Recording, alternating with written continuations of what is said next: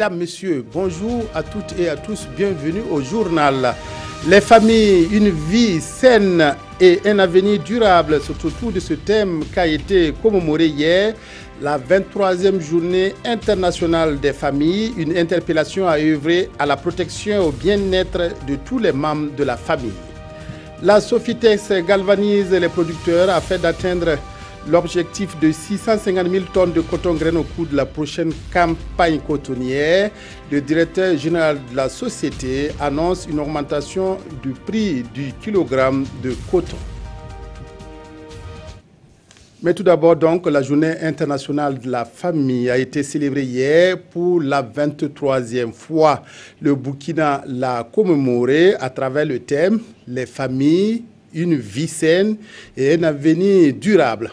Cette célébration voulait attirer l'attention sur la protection et le bien-être des membres de la famille. Des animations et des panels sur le mariage des enfants et les stratégies pour réhabiliter la famille dans sa fonction de protection de ses membres ont eu lieu. Paul David Bambara, Mamouna Traoré, reportage.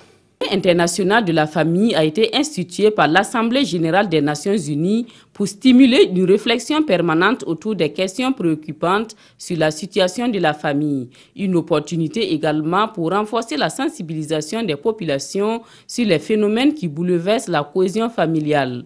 Au Burkina Faso, la réflexion à l'occasion de la célébration de cette 23e journée porte sur le mariage des enfants et les stratégies pour le renforcement de la fonction de protection de la famille. Pour ce premier thème, de discuter des enjeux du mariage d'enfants, de permettre à l'enfant de développer son plein potentiel avant de se retrouver dans le mariage. Quant au deuxième sous-thème, nous voulons échanger autour donc des stratégies que nous devrons maintenant adopter pour permettre à la famille d'être établie dans son rôle initial de protéger la famille. Les problèmes des familles ne sont pas les mêmes dans le Soum, dans l'Oudala ou dans la région des Cascades. Donc c'est une approche globale et intégrée qui doit être adoptée pour parvenir à un certain équilibre au niveau des familles. Comme solution à la problématique du mariage des enfants, la représentante résidente de l'UNFPA au Burkina Faso propose une constitutionnalisation de l'âge du mariage. C'est amener l'âge au même niveau pour tous les deux sexes, la fille et le garçon. Et l'idéal, c'est au moins à partir de 18 ans. Et ça peut être au-dessus, mais que ce soit le même âge. Les acteurs de la protection de la famille et les familles elles-mêmes sont invités à œuvrer pour l'abandon du mariage des enfants et la promotion d'un environnement protecteur pour les adolescents. La campagne cotonnière qui se profile à l'horizon sera celle des défis pour la Sofitex. La société se fixe pour objectif d'atteindre 650 000 tonnes de coton graine. Et pour relever ce défi, la Sofitex a décidé de galvaniser les producteurs dans ces zones d'intervention en faisant certaines annonces, comme le relèvement du prix du kilogramme fixé à 245 francs CFA, soit une augmentation de 10 francs CFA. L'annonce en a été faite par le directeur général de la Sofitex hier à Sili, dans la zone cotonnière de Koudougou. Pamadorogo Jansongo, Olopoda. De 235 francs CFA le kilogramme pour la campagne écoulée, le prix du coton graine passe à 245 francs pour la campagne cotonnière à venir. Une bonne nouvelle apportée par la Sofitex aux cotonculteurs du département de Sili. Nous sommes dans la zone cotonnière de Koudougou.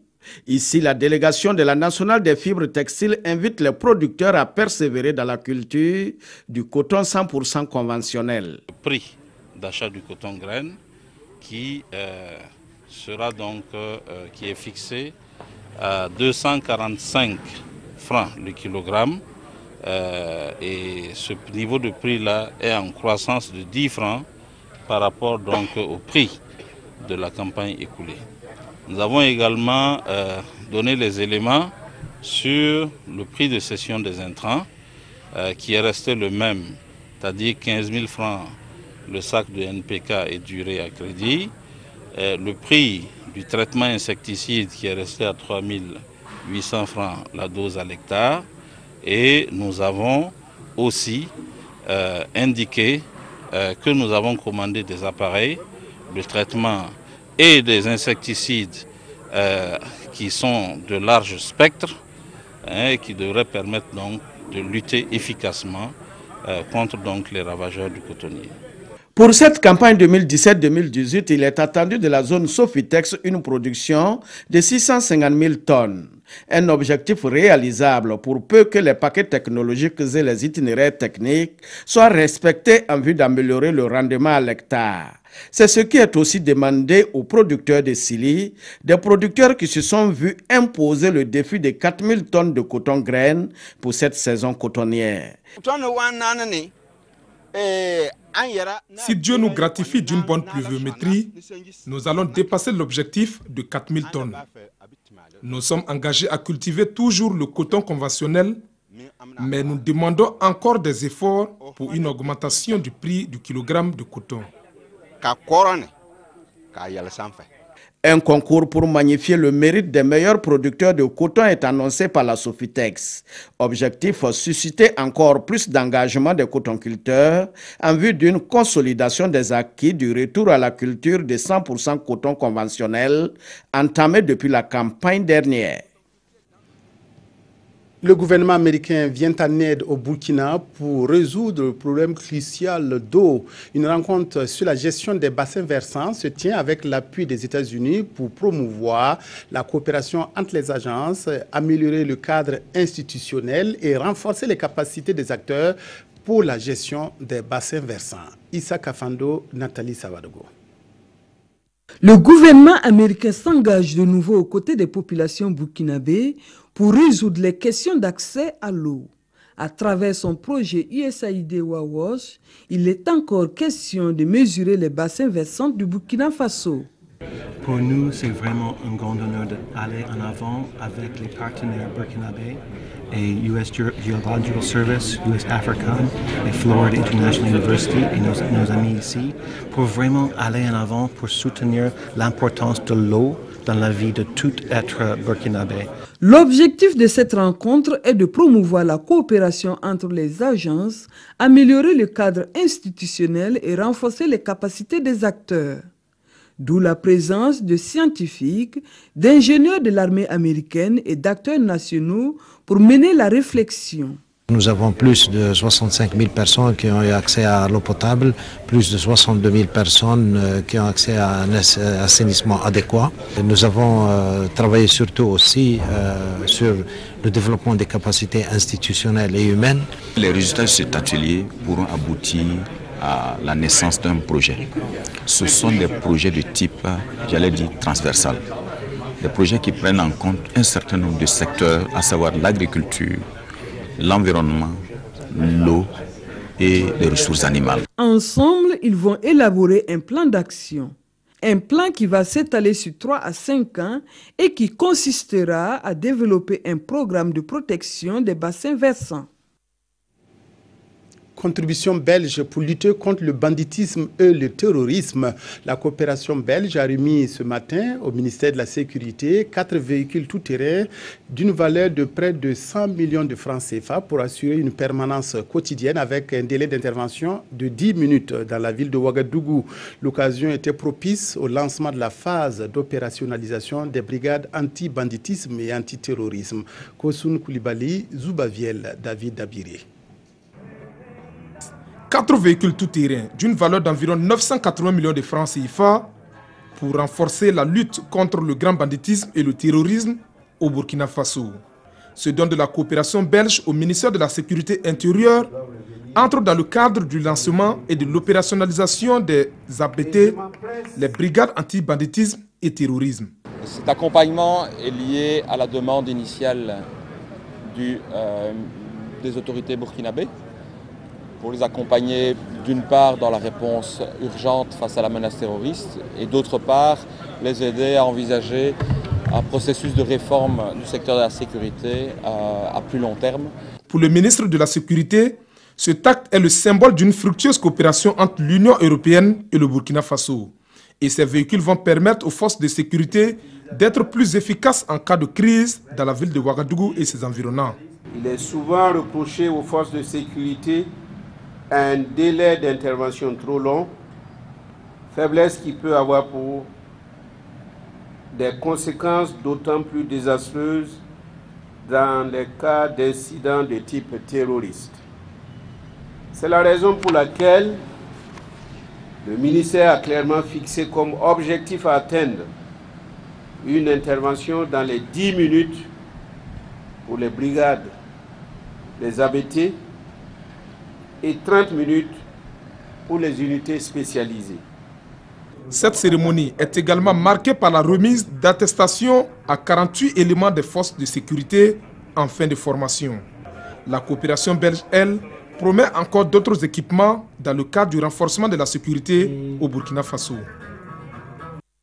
Vous l'avez constaté de vous-même, la valeur des 4 véhicules avoisine 900 millions de francs CFA. La facture normalisée commence à entrer dans les habitudes des Burkinabés 2 mois après son lancement. Mais pour qu'elle devienne un outil de travail efficace pour tous, la Direction générale des impôts multiplie la sensibilisation et la formation des contribuables. Hier s'est déroulée une nouvelle session destinée aux représentants d'entreprises et contribuables de la Direction de la moyenne entreprise. Reportage Moussa Ouedraogo. Adopté pour lutter contre le faux et la fraude, la facture normalisée continue de faire l'objet de sensibilisation. C'est le sens de cette session de formation initiée par la Direction générale des impôts au profit des contribuables de la Direction des moyennes entreprises du Centre 2. La Direction des moyennes entreprises du Centre numéro 2, il faut dire que c'est une direction qui a un portefeuille de plus de 1700 contribuables relevant du réel normal d'imposition. Et c'est une prévision de plus de 25 milliards à faire entrer dans le budget de l'État et plus de 300 millions pour le budget des collectivités. La facture normalisée est l'une des récentes réformes de la Direction générale des impôts. Elle vise à créer un climat favorable aux affaires et à moderniser l'économie burkinabé. Nous avons bon espoir que, en tout cas, les dispositions concernant cette facture normalisée-là seront bien appliquées sur le terrain.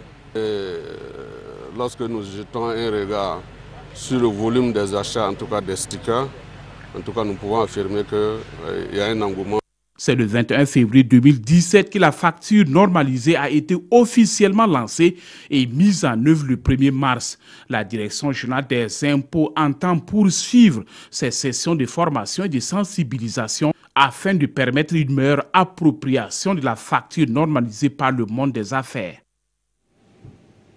La loi portant bail d'habitation privée a été adoptée en 2015. Il restait maintenant les textes d'application. Tâche confiée à un atelier qui s'est réuni hier à Ouagadougou. Les professionnels de l'habitat et le ministère de l'Urbanisme examinaient les difficultés qui empêchent la régulation du marché locatif privé. Issa Kafando, Yolande Lompo. La régulation du secteur locatif pourrait constituer une alternative à la problématique du logement. C'est fort de cette conviction que ces personnes venues d'horizons divers sont ici pour approfondir la réflexion sur les textes d'application de la loi portant bail d'habitation privée adoptée et promulguée en 2015 sous la transition. Nous avons souhaité que cette rédaction de texte d'application soit consensuelle pour éviter l'adoption de textes qui, au lieu d'assainir les relations entre les bailleurs et les locataires, vont aggraver les crises qui surviennent dans ces relations. Depuis le quitus du 27 septembre 1989 portant régulation des loyers au Burkina Faso, plus aucun texte n'est venu réglementer ce secteur, si bien que des envolées incontrôlées des prix des loyers sont observés ça et là. Pour étudier ce problème, les échanges se focaliseront également sur le barème référentiel des coûts des réalisations des immeubles à mettre en location dans les centres urbains et ruraux. Nous allons travailler à accroître l'offre en matière de logement, de manière à ce que cet accroissement puisse influer sur les coûts des loyers en vigueur aujourd'hui. Au sortir de cette rencontre, ils devront trouver le juste milieu pour combattre la crise du logement et renforcer les droits des locataires tout en préservant les intérêts des bailleurs. Un plan d'action national sur la résistance aux antimicrobiens bientôt adopté au Burkina pour permettre à notre pays de prévenir et contrôler la résistance aux antimicrobiens. Ces antimicrobiens constituent une menace à la santé publique, d'où les retrouvailles des experts en maladies infectieuses, biologistes, bactériologistes et pharmaciens pour examiner et adopter le plan d'action. Roger Cam, Estelle Judith Assorba, reportage. La résistance des micro-organismes vis-à-vis des antibiotiques constitue de nos jours une menace mondiale. Sur instruction de l'OMS, chaque pays devrait élaborer un plan d'action afin de venir à bout des microbes. Le Burkina Faso est aujourd'hui au stade de draft national de lutte contre la résistance aux antimicrobiens. La présente rencontre a pour but de passer en revue les activités retenues, de les valider en vue de permettre sa mise en œuvre efficace.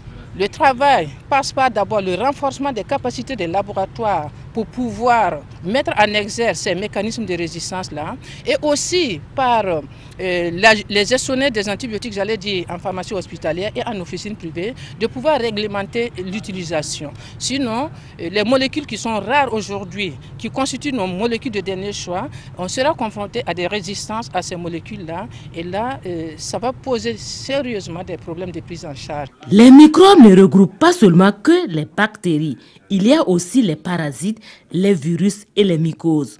Pour une lutte efficace, 4 ministères, à savoir les ressources animales, l'environnement, l'agriculture et la santé, sont obligés de travailler en tandem. Nous sommes obligés, en tout cas, de travailler ensemble et de pouvoir, en tout cas, mettre en place non seulement des laboratoires de capacité assez acceptables pour pouvoir diagnostiquer, de comprendre mieux les phénomènes de mécanismes de résistance et aussi de pouvoir aider les cliniciens dans le choix des antibiotiques au vu donc des résistances croisées. L'adoption et la mise en œuvre de ce plan d'action national marque une nouvelle étape pour la lutte contre la résistance aux antibiotiques au Burkina Faso. L'actualité internationale débute par la Côte d'Ivoire où les soldats mutins de Bouaké ont finalement accepté l'accord surprise annoncé hier par le gouvernement après 4 jours de troubles. L'accord est gardé secret pour le moment, mais selon certaines sources, les mutins auraient obtenu la pleine satisfaction de leurs revendications. Les Palestiniens ont commémoré hier la Nakba ou catastrophe en arabe. Cette journée marque le début de l'exode palestinien au lendemain de la création de l'État d'Israël le 14 mai 1948. Les territoires occupés ont donc manifesté pour revendiquer le droit au retour, une revendication primordiale des Palestiniens. En Cisjordanie, des milliers de Palestiniens ont commémoré lundi le 69e anniversaire de la Nakba, la catastrophe en arabe. Une journée marquant le début de l'exode de plusieurs millions de Palestiniens au lendemain de la création de l'État d'Israël le 14 mai 1948. Les manifestants ont défilé à Ramallah jusqu'au siège de l'autorité palestinienne. Dans la bande de Gaza, les manifestants ont brandi des clés symbolisant celles de leurs maisons abandonnées ou confisquées. À Bethléem et près de Ramallah, des activistes se sont opposés aux forces israéliennes. 11 Palestiniens au moins ont été blessés. Tous ont été touchés par des balles en caoutchouc. Le droit au retour reste une revendication primordiale des Palestiniens et l'une des questions les plus épineuses pour faire la paix avec Israël. La commémoration s'est également transformée en journée de soutien aux prisonniers palestiniens. Plusieurs centaines d'entre eux poursuivent actuellement une grève de la faim. Les rebondissements dans les mutineries en Côte d'Ivoire constituent un point de l'actualité commenté aujourd'hui par les quotidiens. Le procès du dernier gouvernement Tiao, une fois reporté, intéresse aussi les journaux. Aimé Solange Guigma signe la revue de la presse. Procès des membres du gouvernement Tiao 3 devant la Haute Cour de justice, l'audience suspendue en attendant la décision du Conseil constitutionnel, indique le quotidien, où le verdict des sages dira l'observateur Palga, qui constate d'ailleurs une baisse d'affluence au tribunal comme si beaucoup savaient déjà que le procès allait être renvoyé pour la énième fois. Selon l'Express du Faso, la patate chaude est désormais entre les mains du Conseil constitutionnel, dont le verdict offre 2 perspectives d'après Aujourd'hui au Faso. Soit le Conseil constitutionnel reste arrimé à ce non bis in idem et les avocats de la défense se déportent ou restent et le procès est grippé, soit Kassoum Kambou et ses 9 grands juges reviennent sur le premier verdict et il ne restera plus qu'à revenir à des tribunaux de droit commun pour juger Tiao et ses ministres. Au passage, une salle de classe du collège La NASA 6 à Goudren, dans l'arrondissement 10 de Ouagadougou, s'est écroulée en plein cours suite à une forte pluie.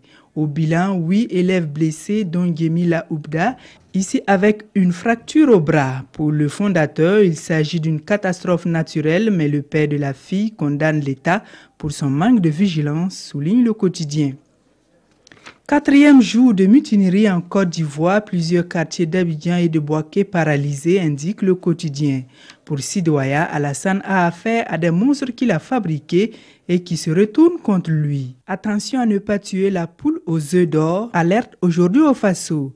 Le pays en vient à se demander si l'État ne va-t-il pas casser la tirelire pour sauver les meubles. À en croire l'Obs, les autorités ivoiriennes et leurs interlocuteurs du moment auraient trouvé un nouveau terrain d'entente, éloignant le spectre d'une nouvelle convulsion au grand soulagement des Ivoiriens et de leurs voisins.